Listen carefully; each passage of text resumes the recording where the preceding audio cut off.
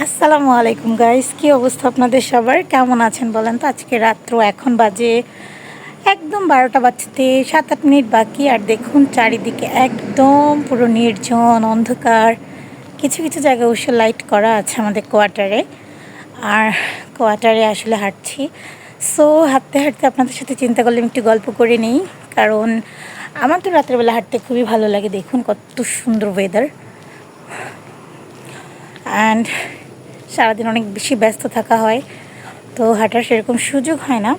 তাই ভাবলাম একটু হেঁটে নিই। আমাদের কোয়ার্টারের এই রাস্তাটা আপনারা আসলে দিনের বেলা অনেক দেখেছেন আমার ব্লগে, কিন্তু রাতের ওয়েদারটা দেখানো হয়নি।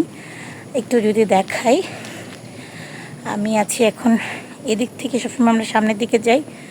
এই তো শুক্রবার বিধায় কোয়ার্টারের যে বাস, সেটা হচ্ছে এখানে স্টেবল করে রাখা আছে। পেছনের দিকে আমি যদি দেখাই, সিকিউরিটি গার্ড, আমি জানি না দেখতে পাচ্ছেন কি না, বাট ওই দূরে একদম মেন গেটের সাথে যেখানে আলো শেষ সীমানা, সেখানে দেখাচ্ছে আর কি। তো সিকিউরিটি গার্ডরা হচ্ছে ওখানে পাহারা দিচ্ছে। ওখান থেকে আসবে আম্মু আর আমার ছোট ভাই। আমরা তিনজন একসাথে বের হয়েছি একটু হাঁটাহাঁটি করতে। অ্যান্ড আমি যাব এখন ওই দিকটায়। সো চলুন। আর ওরা হচ্ছে একটু বাহিরেও গিয়েছে, আমি হচ্ছে ভেতরের দিকেই হাঁটছি, কারণ আমার আর এনার্জি হচ্ছে না একটু বাইরের দিকে যাব। অ্যান্ড এই দিকটায় লাইটটা নেই, আবার এখানে আছে, দ্যাটস একটু অন্ধকার অন্ধকার লাগে।